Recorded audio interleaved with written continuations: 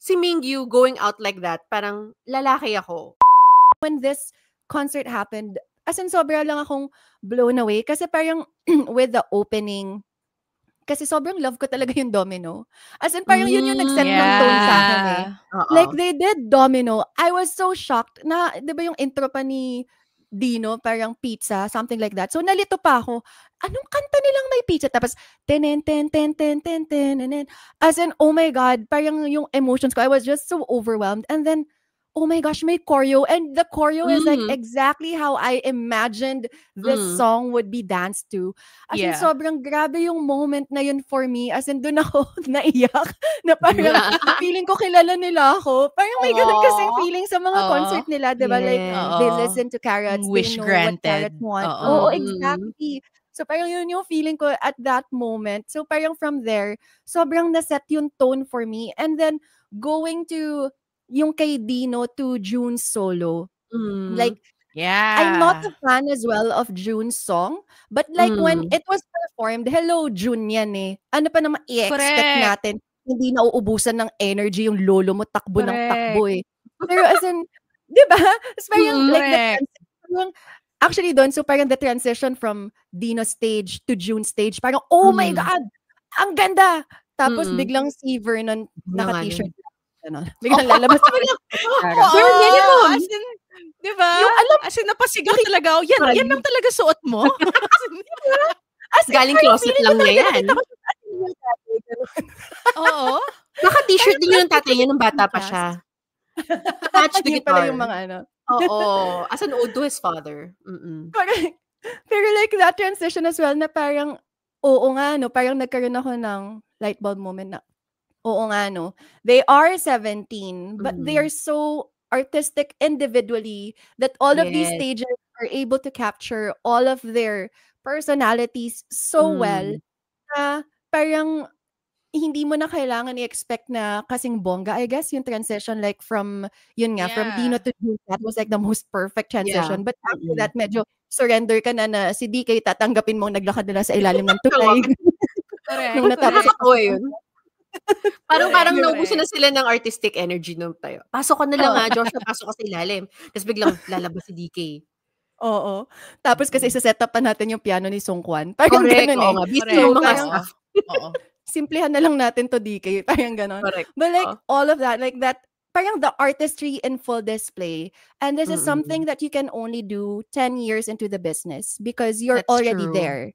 Correct. Gets na nila yung sarili nila. Iba na yung confidence nila. And you know that their inputs were respected and were really added into it. Syempre, they'll have a director to tie everything together. But all of those individual things are still so them. Correct. And also, yung stage din ni Ming Hao talaga. Kasi parang, wala lang, ang cool niya eh. Parang, sobrang cool lang niya talaga. Tapos yung exit niya, parang bumaba lang siya sa trapdoor. Tapos lumalabas. Tapos tama ba? Tapos si Mingyu na yung lumabas na naka-silver. Si Mr. Bare Minimum. Silver sa first day. Anong kulay niya? Naka-black. Naka-black na siya no? Parang naka-black na siya. Day 2. Day 2. Pero nag-usapan pa namin ni Mon. Ano kayang magsi-silver ba ulit to si Mingyu ng day 2? Paninindigan ba? Pumunta ba siya dito sa Pilipinas? Susuotin ba niya talaga yung silver coat na yon? Sa alam mo dapat. Diba? Kasi ako honestly, highlight din yun for me.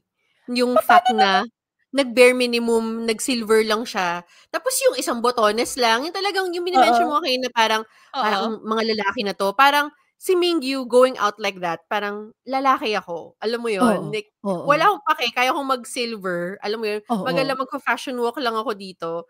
Pero, you're gonna like lust over me. Oh like, my gosh. Till the year ends. Just, iba kasi talaga yung Mingyu feeling his oats eh. Like, correct. When that happens, like wala ka nang ibang gagawin kundi tumanga at magsabing oo. Whatever it is, yes. Parang ganon. Paano naman yung fur coat ni Song Chol, yung fur robe niya? Suotin ba niya yung sa Bulacan? Ang init. Hindi, mukhang manipis naman siya. Parang ano lang, tuwalya.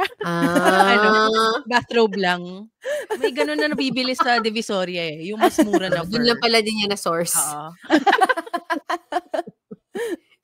DV boy. Pero going back to Mingyu, like, sobrang well, kasi, I mean, admittedly, like in the past concerts, he knows that we are Yeah. like rare for him. Correct. And, usually meron siyang pa-reveal ng muscles here and there or Correct. whatever, katawan. Ito, vibes lang. Presence lang. Vibes. Alam mo yun? Exactly. Oo. As in, Exactly. tumayo lang. That's why we kept on saying, naku, ano ba tong Mr. Bare Minimum na to? Oo. Tatayo Oo. lang siya, tas performance na siya. Kasi yun na Like, yun na yung Correct. Yun kailangan na yun. Yun na Yeah. yun Yun na eh. yun. Hindi na niya kailangan mag-exceed pa dun. Okay na. Correct.